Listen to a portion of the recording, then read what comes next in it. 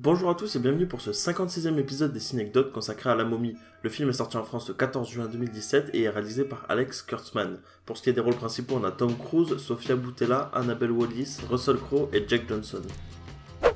Avec ses 1h50, il s'agit du film le plus court de la franchise La Momie, et c'est d'ailleurs le quatrième à recevoir une cote Peggy 13 aux États-Unis. Le film introduit le personnage de Russell Crowe, dont je vais essayer de ne pas vous spoiler le rôle, avant le prochain film qui sera centré sur lui et intégré dans le Dark Universe. En parlant de Dark Universe et de prochains films, on aura le droit à l'étrange créature du lac noir, Frankenstein, au loup-garou et à l'homme invisible. Bienvenue dans un nouveau monde, peuplé de dieux et de monstres.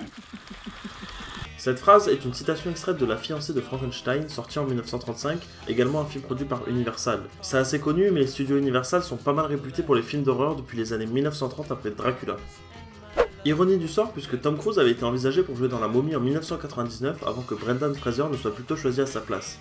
Bon, du coup la boucle est bouclée quelques années plus tard. En parlant de Tom Cruise, son personnage aurait dû être nommé Tyler Colt dans le film, mais il s'appelle au final Nick Morton. Le fameux rôle de Russell Crowe dont je vous parlais tout à l'heure aurait pu être joué par Javier Bardem, Joseph Gordon-Levitt, Tom Hardy et Eddie Redmayne. Là je suis un peu embêté parce que c'est la première fois que j'obtiens deux versions pour une même anecdote. La première version c'est qu'Annabelle Wallis avait particulièrement envie de rejoindre le Dark Universe. Du coup, un an avant de décrocher le rôle, elle a mis ses agents sur le coup pour obtenir un rendez-vous avec le réalisateur. A l'époque, le casting n'avait même pas commencé. Rendez-vous payant puisque c'est suite à ça qu'il a décidé de la prendre.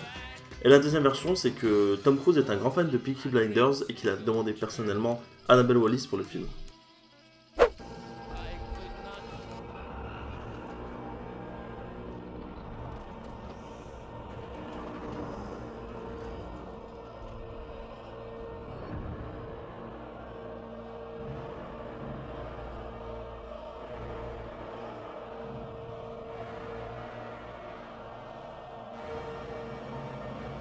Je sais pas trop si vous savez ce que vous venez de voir, mais en gros vous avez vu la scène post-générique d'X-Men Days of Future Past qui annonçait X-Men Apocalypse à l'époque. Et comme vous pouvez le voir, Apocalypse est une femme.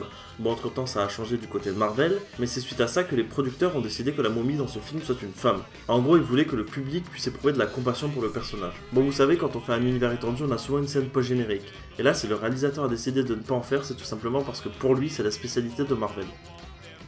La Momie a été tournée en majorité dans deux pays différents, en Angleterre et en Namibie. Les scènes qui se déroulent en Irak au début du film sont en fait tournées en Namibie. La première nuit de tournage s'est déroulée dans la villa universitaire d'Oxford dont les petites ruelles et l'architecture d'époque sont pas mal caractéristiques.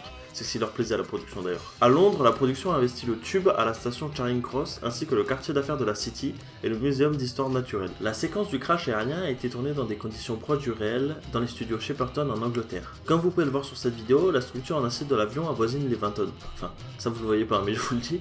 Elle a été entièrement reconstituée, montée sur une base hydraulique, elle était capable de tourner sans interruption et de s'incliner simultanément de 15 degrés à l'avant et de 15 degrés à l'arrière, histoire de simuler le décollage au début et la chute. Ça a nécessité environ 30 personnes pour le chantier pendant 16 semaines. La même scène a d'ailleurs aussi été tournée dans un avion en zéro gravité, donc ça pas mal de youtubeurs l'ont fait, je pense que vous avez dû le voir. Elle a nécessité 64 prises de vue et 2 jours de tournage dans un avion en chute libre. D'ailleurs, toute l'équipe a été malade, sauf Tom Cruise et Annabelle Wallis. Inside a real plane. 5, 4, 3, 2, 1. That's so good. Hey, get the leg in!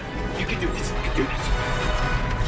Annabelle Wallis is... Jack Johnson, un des acteurs du film qui a joué aux côtés de Tom Cruise, est connu pour son rôle de Nick dans New Girl. Et dans son rôle, on sait très bien qu'il n'y a pas des masses de cascades, et c'est pour ça qu'il n'était pas du tout prêt à les réaliser lui-même dans le film. Mais c'était mal connaître Tom Cruise qui a vraiment insisté pour qu'il les fasse toutes à ses côtés.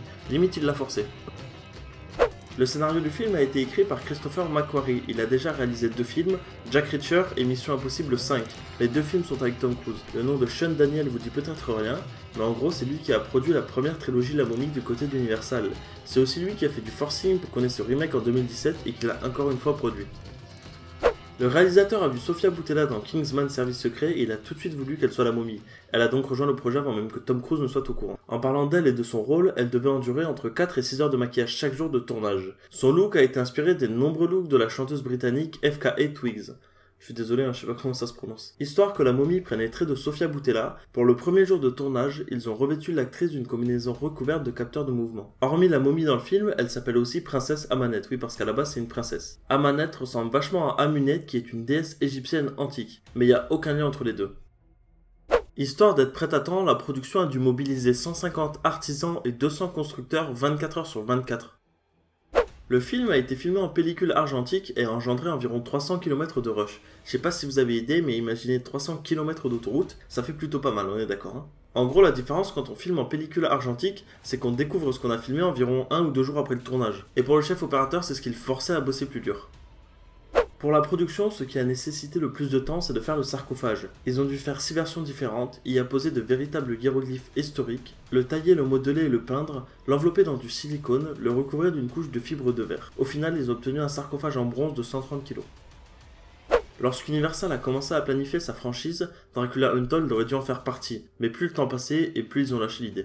Bon voilà, avant que la vidéo se termine, je voulais vous remercier pour tous vos commentaires positifs sur ma FAQ, et je suis content que ça vous ait plu. Comme d'habitude, n'oubliez pas, en description vous avez le lien de mon Facebook et le lien d'un formulaire pour proposer vos films en vidéo. Je vous remercie d'avoir regardé cette vidéo et je vous dis à bientôt.